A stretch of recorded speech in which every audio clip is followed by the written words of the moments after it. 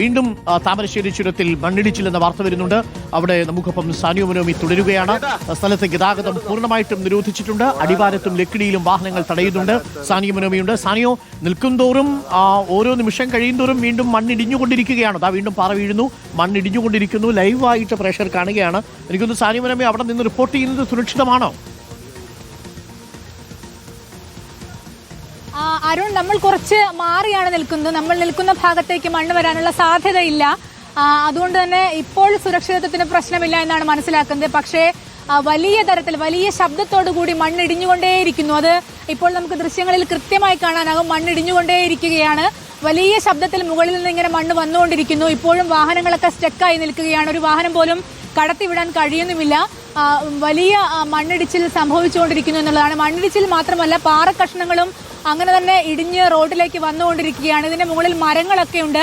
മണ്ണിങ്ങനെ ഇടിയുകയാണെങ്കിൽ ആ മരങ്ങളും പൊട്ടി വീഴാനുള്ള സാധ്യത കൂടുതലാണ്. നല്ല ശബ്ദത്തോടു കൂടിയാണ് മണ്ണിടിച്ചിൽ ഉണ്ടാകുന്നത് എന്നുള്ളതാണ് ഏറ്റവും പ്രധാനപ്പെട്ട കാര്യം. മഴ കനത്തു പെയ്യുകയാണ്. മഴ പെയ്യുന്നതിനനുസരിച്ച് മണ്ണിടിച്ചിൽ കൂടിക്കൂടി വരുന്നു. ദൃശ്യങ്ങളിൽ കാണുന്നുണ്ടെന്നാണ് മനസ്സിലാക്കാനാവുന്നത്. ഇതിന്റെ സമീപ പ്രദേശങ്ങളിലൊക്കെ ചില ഭാഗങ്ങളിൽ നിന്ന് ചെറിയ ചെറിയ മണ്ണിടിച്ചിലുകളും ഉണ്ടായിക്കൊണ്ടിരിക്കുന്നു എന്നുള്ളതാണ് മറ്റൊരു പ്രധാനപ്പെട്ട കാര്യം. വലിയ ശബ്ദത്തോടു കൂടി മണ്ണിടിഞ്ഞ് റോഡിലേക്ക് വീഴുന്നു. ഇനി ഈ റോഡ് വഴി ഒരു തരത്തിലും ഗതാഗതം നിലവിൽ ഇപ്പോൾ സാധ്യമല്ല. പക്ഷേ കുറച്ച് വാഹനങ്ങൾ ഈ ചുരം കയറിപ്പോയിട്ടുണ്ട്. നിരോധിക്കുന്നതിന് മുൻപ് തന്നെ ചുരം കയറിപ്പോയ വാഹനങ്ങളാണ്.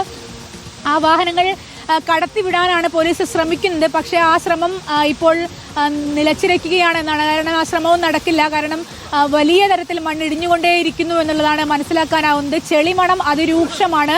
ഈ പ്രദേശത്ത് ചെളിവെള്ളമാണ് ഒഴുകിക്കൊണ്ടിരിക്കുന്നത്. ഏതായാലും കുന്നിൻ മുകളിൽ നിന്ന് എവിടെ നിന്നാണ് ഈ മണ്ണിങ്ങനെ ഇടിഞ്ഞു വീഴുന്നതെന്ന് മനസ്സിലാവുന്നില്ല.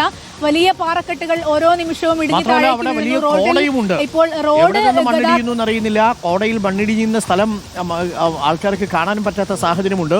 കുടുങ്ങിക്കിടക്കുന്നവരുണ്ട്. അവരെ മാത്രം ഒരുപക്ഷെ കടത്തിവിട്ടേക്കും. പക്ഷേ ഈ സാഹചര്യത്തിൽ കടത്തിവിടാനും പറ്റില്ല. ഇതാ ഇങ്ങനെ ഇറങ്ങി വീണുകൊണ്ടിരിക്കുകയാണ്. മണ്ണ് കല്ലും ഇങ്ങനെ മുകളിൽ നിന്ന് താഴേക്ക് ഇടിഞ്ഞു വീണുകൊണ്ടിരിക്കുന്നതാണ്. ഇതാ വീണ്ടും മണ്ണിടിയുന്ന കാഴ്ചയാണ് പ്രേക്ഷകർ കാണുന്നത്. കോട വന്ന് മൂടിയിട്ടുണ്ട്. ആ ഭാഗത്ത് പാറക്കഷ്ണങ്ങൾ ഇങ്ങനെ മുകളിൽ നിന്ന് താഴേക്ക് ഓരോ നിമിഷം കഴിയുന്തോറും വീണുകൊണ്ടിരിക്കുന്നൊരവസ്ഥയുണ്ട്. പ്രേക്ഷകർ പ്രത്യേകം ശ്രദ്ധിക്കുക. താമരശ്ശേരി ചുരം വഴിയുള്ള ഗതാഗതം ഇപ്പോൾ പൂർണ്ണമായും നിരോധിച്ചിരിക്കുന്നു. അവിടെ ഞങ്ങളുടെ പ്രതിനിധി സാനിയോ മനോമിയുണ്ട്. സാനിയോ, വലിയ കോടയാണ് ആ ഭാഗത്ത് അല്ലേ? അതെ, കോട ഇടവിട്ടിടവിട്ട് കോടയും മഴയും മാറി മാറി വന്നുകൊണ്ടിരിക്കുന്നു എന്നുള്ളതാണ്. ഈ കോടയുടെ ഒരു അപകടമെന്ന് പറഞ്ഞാൽ എവിടെ നിന്നാണ് ഈ മണ്ണിടിച്ചിൽ ഉണ്ടാവുന്നതെന്ന് പോലും മനസ്സിലാക്കാൻ കഴിയില്ല. ഏതായാലും അത് വലിയ കല്ലുകൾ വീണ്ടും വീണ്ടും വന്നുകൊണ്ടിരിക്കുകയാണ്.